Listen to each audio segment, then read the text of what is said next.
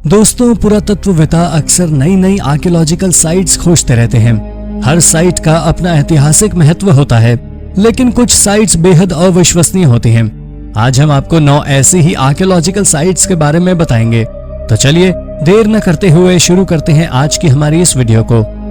Number 9, ancient statues of San Agustin. हजारों साल पहले कोलंबिया के दक्षिणी हिस्से में रहस्यमयी बस्ती थी। 647 वर्ग किलोमीटर के क्षेत्र में फैली इस जगह में पत्थरों के कई स्टैचूज हैं। ये करीब 2000 साल पुराने हैं। यहाँ पर रहने वाले एंडियन कल्चर के लोगों के बारे में हमारे पास बहुत कम जानकारी है, लेकिन वो यहाँ पर बहुत इंपॉर्टेंट और मिस्टीरियस स्कल्पचर्स छोड़कर गए हैं। यहाँ पर तकरीबन 600 स्टैचूज, 40 बड़ी कब्रें होंगी। इनमें से कुछ स्टैचूज की लंबाई 0.48 मीटर होगी तो कुछ 7 मीटर लंबे हैं। ये स्कल्पचर्स कई तरह की आकृतियां डिनोट करते हैं, जैसे कि ह्यूमन, गॉड, यहाँ तक कि इनमें से कुछ तो मॉन्स्टर्स को भी डिनोट करते हैं। ये साइट सबसे पहले 1700 में खोजी गई थी। हालांकि अब ये सैन ऑगस्टिन आर्कियोलॉजिकल पार्क का हिस्सा है और आप यहाँ जाकर इन स्टैचूज को देखने का लुत्फ उठा सकते हैं।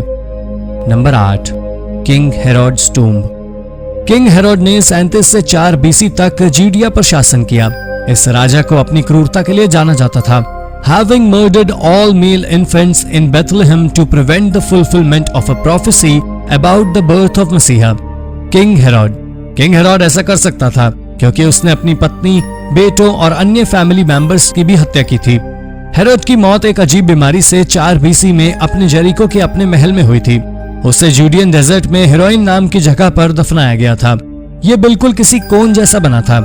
1830 में हेरोडियम को खोज लेने के बावजूद भी हेरोड की कब्र की एग्जैक्ट लोकेशन नहीं पता लग सकी।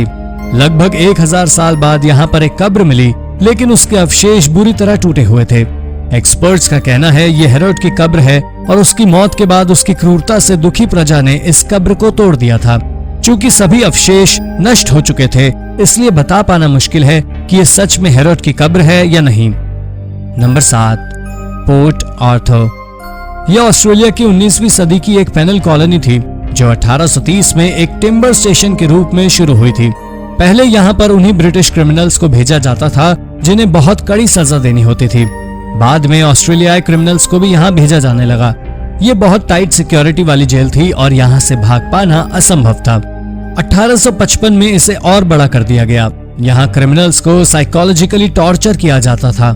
ऐसा करने का कारण ये था कि ये अपराधी अपनी गलती सुधारें, लेकिन इसका उल्टा असर हुआ और मोस्टली क्रिमिनल्स पागल होने लगे। 1877 में इसे बंद कर दिया गया। आग और अर्थक्वेक जैसी आपदाओं की वजह से ये बिल्डिंग्स नष्ट होने लगी।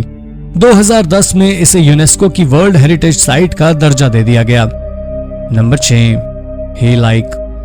हीलाइक ग्रीस का एक प्राचीन शहर था जो पेलोपोनेशियन पेनिनसुला के उत्तर पश्चिमी हिस्से में स्थित था। ब्रॉन्ज एज में खोजा गया हीलाइक इकोनॉमिकल, रिलीजियस और कल्चरल सेंटर था। ये लोग पोसिडियन नाम के देवता को मानते थे। ये समुद्र और अर्थक्वेक के देवता थे और आप जानकर हैरान होंगे ये हिस्सा शहर का सबसे एक्टिव अर्थक्वेक जोन था। 373 BC में एक रात अचानक से पूरा शहर जलमग्न हो गया। उस समय के लोग ऐसा मान रहे थे कि ये गॉड पोसिडियन की सजा है। शायद भूकंप और उसके बाद आई सुनामी की वजह से ये पूरा शहर समुद्र में डूब गया था। सिर्फ कुछ ऊंची इमारतों का ऊपरी हिस्सा नजर आ रहा था। उस समय के रिकॉर्ड्स की माने तो समुद्र में गॉड पोसिडियन का स्टैचू दिखाई देता था। कई बार तो मछुआरों के जाल भी इसमें फंस जाया करते थे। फाइनली 2001 में ये शहर दोबारा दिखा, पर 2012 में ये कंफर्म हुआ कि ये हीलाइक है। यहाँ खुदाई का काम जारी है और शायद अब हम जल्दी ही पता लगा पाएंगे कि ये प्राचीन शहर कैसा दिखता था। नंबर 5, मायान सेरेमोनियल कॉम्प्लेक्स। पिछले साल खबर आई कि माया रीजन से दुनिया का सबसे पुराना और विशाल मॉन्यूमेंटल स्ट्रक्चर खोजा गया है। ये एक 3000 साल पुरानी जमीन पर कई स्ट्रक्चर की श्रृंखला है, जिसमें एक 4 मीटर लंबा पिरामिड है। ये खोज 2017 में मेक्सिको के टबास्को नाम के प्रदेश से हुई है। ये मेक्सिको शहर से लगभग 1368 किलोमीटर की दूरी पर स्थित है। पुरातत्वविदाओं ने लिडार नाम के एक गैजेट, जिसकी मदद से अंडरग्राउंड ऑब्जेक्ट्स को डिनोट किया जाता है, इन स्ट्रक्चर्स को खोजा था। लगभग 9 मीटर ऊंची ये जगह बिल्कुल किसी पहाड़ी जैसी लगती है। यहाँ पर सिर्फ 1000 साल पुराने स्ट्रक्चर्स मिले हैं और इससे पता चलता है कि माया लोग पहले टेम्परेरी घर बनाकर रहा करते थे। लेकिन फिर ऐसा क्या हुआ जो ये परमानेंट घर बनाकर रहने लगे? इस सवाल पर एक्सपर्ट्स भी मौन हैं। Number 4, Montgomery mining town. 1861 में खोजी गई ये साइट सी लेवल से 3314 मीटर ऊपर स्थित ये साइट पहले सोने की खान थी। ब्रेकनरिज से 21 किलोमीटर दूर स्थित इस साइट में करीब 1000 नागरिक रहते थे। अपने समय में काफी समृद्ध सभ्यता थी। यहाँ और सैलॉन, होटल जैसी जगह भी थी और 1860 में धीरे धीरे यहाँ से सोने की उत्पत्ति खत्म होने लगी, इसलिए लोग भी दूसरी जगहों पर जाकर बसने लगे। मॉन्टगोमेरी में चांदी की खोज से कुछ लोग यहाँ रुके हुए थे और ये सभ्यता पूरी तरह खत्म नहीं हुई थी। लेकिन 1893 में इस बहुमूल्य धातु की कमी के बाद से लोगों के पास यहाँ रुकने का कोई खास कारण नहीं बचा था। 19वीं सदी की शुरुआत तक ये जगह पूरी तरह वीरान हो चुकी थी और अंत में 1957 में सिटी ऑफ कोलोराडो ने इस जगह को खरीदकर इसे जानबूझकर जलमग्न कर मॉन्टगोमेरी रिजर्वायर बना दिया। आज के समय में नग्न आंखों से आप बस इस लेक और इसके आसपास की कुछ बिल्डिंग्स को ही देख सकते हैं। इस जगह को देखने पर आपको बिल्कुल नहीं लगेगा यहाँ कभी कोई सिविलाइजेशन थी। Number 3, missing city. कलाटका दरबंद एक ऐसा गुमनाम शहर था जो 2000 साल पहले कहीं खो गया था और इसके बारे में किसी को कोई जानकारी नहीं थी। ये साइट आज के समय कर्दिस्तान नाम से जाने वाली जगह पर स्थित है। 331 बीसी के समय ये जगह एक गढ़ वाली बस्ती थी, साथ ही ये एक फेमस व्यापार मार्ग भी थी, पर धीरे धीरे ये कहीं खो गया। 2017 में आर्कियोलॉजिस्ट ने इस जगह की खोज का दावा किया।